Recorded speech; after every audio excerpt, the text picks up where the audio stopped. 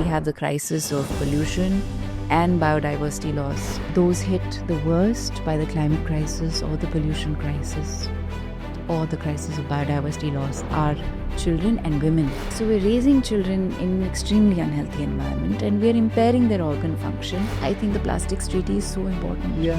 Big companies that are controlling large chunks of global economy and have a place in practically every household have to seriously re-examine their conscience.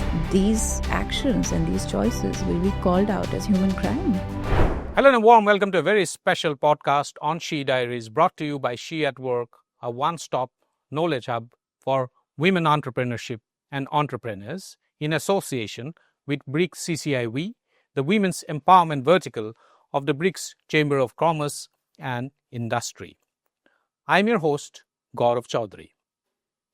In this series, we have some exemplary guests, each one an icon in their field of work, each one an outstanding change maker. Join me in this podcast as we learn to break barriers, negate notions, and strive to steadily create a more equitable, gender-equal society for all. I have with me Ms. Dia Mirza, actor, producer, eco-investor, UNEP Goodwill Ambassador, and UN Secretary General's advocate for sustainable development goals, among her long list of accomplishments and the roles that she plays. Welcome to the show, Dia. Delighted to have you. Thank you so much for having me, Gaurav. Dia, first of all, let's start off with a very fundamental question, which has reached our homes, and we cannot continue to remain in a state of denial, which is climate crisis. What is it that we now need to do? Something that we should have done probably 10 years ago, we haven't done. But what is something that we need to start doing right now? Gaurav, I grew up in the 80s. And the first very prominent alarm bells for the climate crisis had begun to ring in 1981. I recently found out that there was a scientist who even spoke of it in 1940. But, you know, all the evidence and all the science that was so glaring and was really kind of appealing to the human conscience about the need to change the way we were, producing, manufacturing, living, consuming, etc., went unheard. Yeah. And what we have now upon us is not just the crisis of climate, but we have the crisis of pollution and biodiversity loss, which is, defined as the triple planetary crisis. And the profound impact of that, especially in the southern hemisphere of the planet, is evident. It's not something that can be ignored anymore. Right. Whether it is pollution and the fact that, there's such a glaring increase in cases of COPD, cancer, just lungs being impacted and impaired from a very nascent age, in fact, right from the womb. So these are the immediate impacts of the crisis. And then, of course, the climate crisis, whether it's droughts or flood or heat waves, we're all feeling it. And we're feeling the whole onslaught of it. Of course, for those who have privilege may not be feeling it with the harshness with lesser privilege. Right. But it's not something that can escape any human being, especially those in the global south. Right? Our country is one of the most affected countries on the planet. Now, the question is, what can we do about it? I think it starts with something very basic. It starts with love. Yeah. And this is not a philosophical answer. I think it's a very simple answer for a very complex issue. But I say this because I think even research indicates the fact that every single climate action that has taken place or continues to take place in our world has happened because it is rooted in love. Right. Love for those you care about, love for your family, and love for this only home planet we have. Right. And the basic understanding that without a stable, healthy planet and without a healthy environment, we can't hope for health or well-being or any kind of, everything that we hope for as human beings. Absolutely. It's very important that you mentioned about COPD and lung diseases, etc., because we are right here in the heart of Delhi. which for months actually goes through a serious toxic air crisis for a variety of reasons. Most of India is going through that, Gaurav. That's and right. One of the causes for that is also, and it's a paradox of sorts, is that we are also a very fast-growing economy. Now, the demands of a growing economy is sometimes is in contradiction with the needs of climate action. How do we balance both? I'm not an economist, but I've heard a few, and especially those who are, evaluating how this broken relationship with nature and the cause and then the quantum of destruction and devastation this broken relationship has caused is now translating into the trillions of dollars that we are losing and will continue to lose because of the climate crisis. So if we want to give the context of money, this is the evidence that has come forth. So then the question arises is if there is a certain model of development, right, or an economic model that has brought us to the point or the brink of extinction and mass destruction, then it's perhaps equally urgent and necessary to evaluate whether it's an economic model that truly serves humanity. From what I've heard and what I'm beginning to understand more deeply is that it's a fractured model, it's a broken model, it's one that needs to change. So our idea of development has to change. Our understanding of what economic growth truly should mean has to change. Absolutely. So the very definition of growth has to be, I think, contextualized. And we need to perhaps look back at the wisdom of our ancestors who understood quite well, and especially I'm talking about India here, because we were a flourishing nation until we were colonized. And now we're dealing with the impacts of, colonization of our planet. Absolutely. Right? So if we want to truly reduce the gaps, we want to truly make a difference, we need to perhaps examine principles like GEP. Yes, of course. That Dr. Anil Joshi has been advocating for. Gross environmental produce. So always keep environment, health and protection at the center of all policy, at the center of all development projects, and take reference, take guidance, and take wisdom from nature, because the infrastructure that nature has built for us is far more powerful and far more yielding than any of the infrastructures we claim to build for ourselves. Absolutely. It's very well said. I'm glad that you brought up the point of GEP. Perhaps it is about time to let go of our fixation with GDP as a marker of development and only conventional, traditional markers of development. And because these are also markers of development that are causing severe mental health crisis. They're turning the human species into a machine that is not living and feeling and barely has any time to do anything of quality or substance in their lives. And if we truly believe that the human potential is limitless and it exists to, grow and achieve its full potential, then it can't be beaten into a system that creates ill health, monotony, and fatigue. Right. I think we owe it to our children.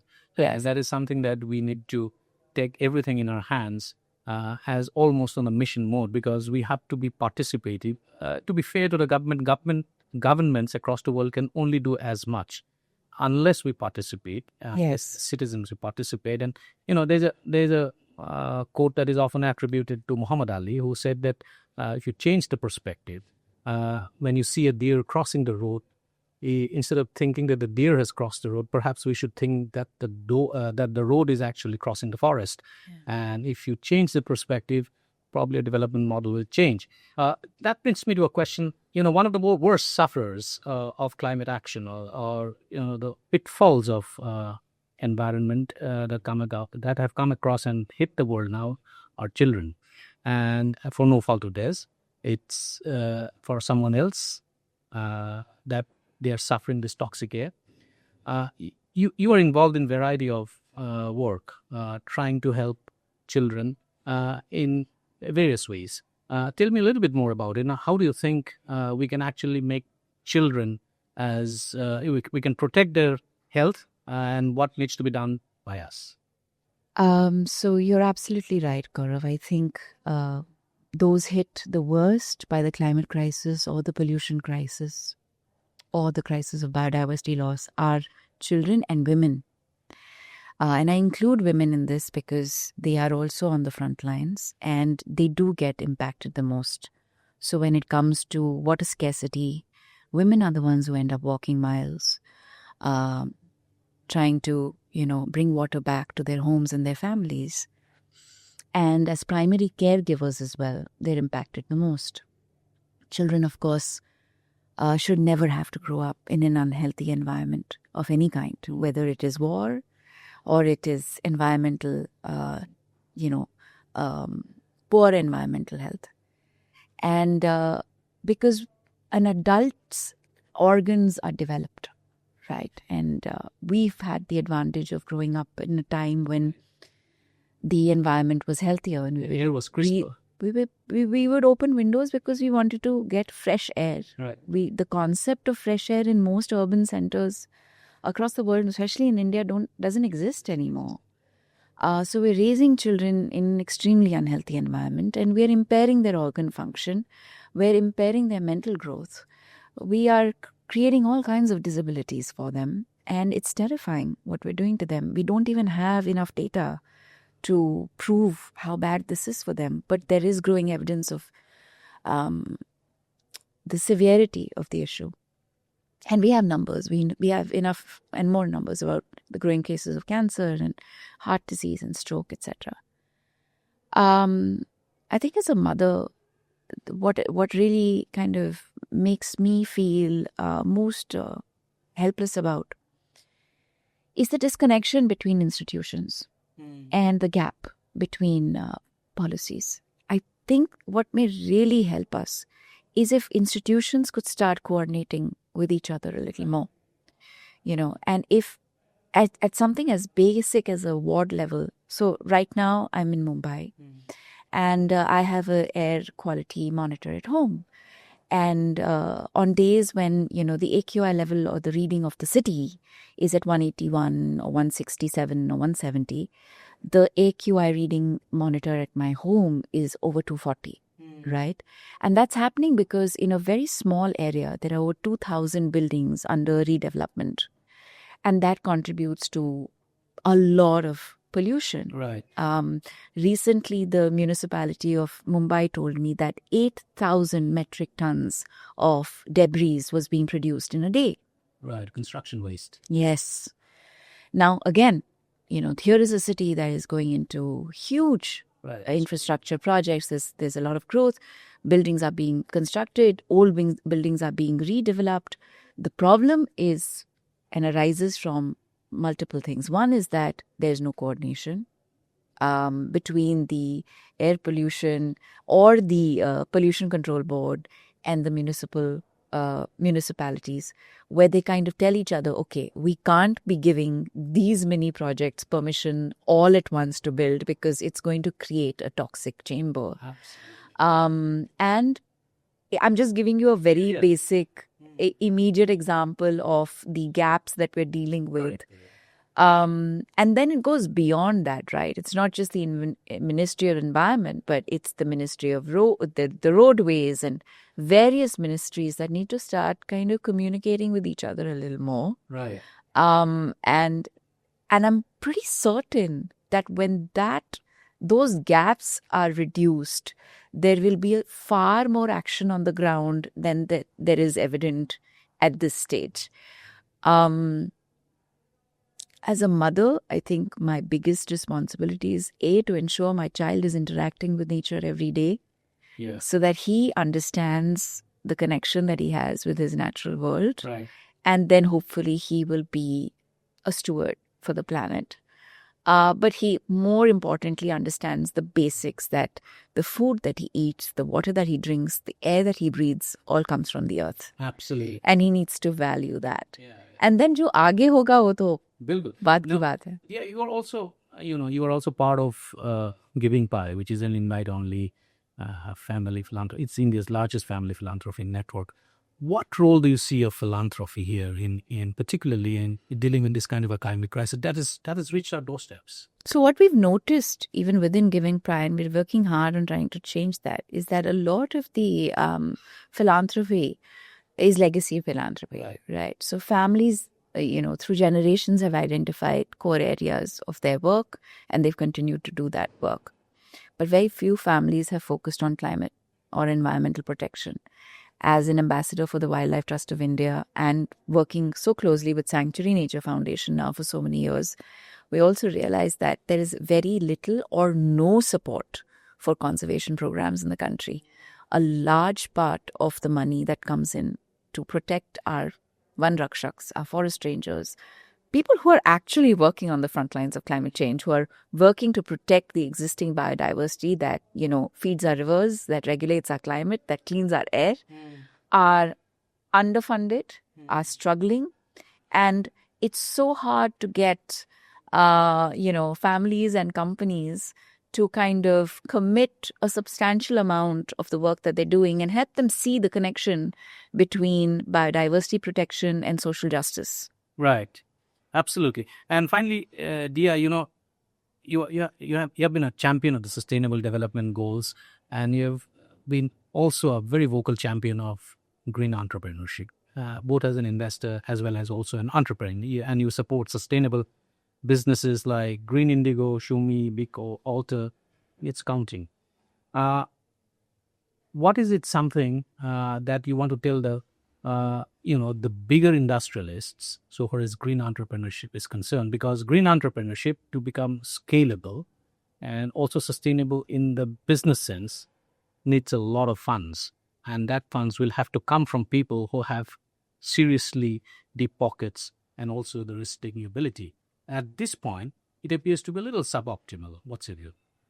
I actually have a very different answer from this than what may be expected. So, in my humble opinion, I feel like the biggest industry drivers are also the biggest polluters. Right. And it is their absolute refusal to change that has given birth to these incredible entrepreneurs who are creating products of value and substance, but are also creating products that are healthy for the environment and healthy for human beings. Right. And in doing so, they're creating extraordinary social impact and environmental impact. And they're basically leading the innovation and guiding the way forward. And I think what they're also helping do is that they're raising the mirror for the bigger industries to recognize and examine their failed choices in their quest to earn large amounts of money. They've failed humanity because they've caused ill health, and they've caused pollution, and they've caused extraordinary destruction. I think what will count is for those individuals who have the resources to invest in such individuals and such companies, but parallelly also hold those who are the polluters accountable for the pollution that they're causing and the devastation that they're causing. Which is why I think the plastics treaty is so important. Yeah. For it to come through, because I do believe that, I don't want to I should actually name the companies, the Unilevers and the Coca-Colas and all these big companies that are controlling large chunks of global economy and have a place in practically every household, have to seriously re-examine their conscience and change the way they do business. As generators of plastic and toxic products? Yes, absolutely. And the generation of plastics and the toxic products, but also the fact that they've totally neglected the kind of impact this has on human health.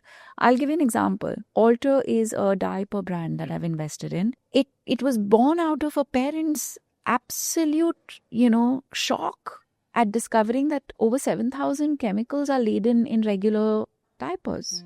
And it's the same for sanitary napkins. So if you're using something as basic as a diaper or a sanitary napkin with the hope that this is going to, of course, be convenient, but alongside that, protect you. Right.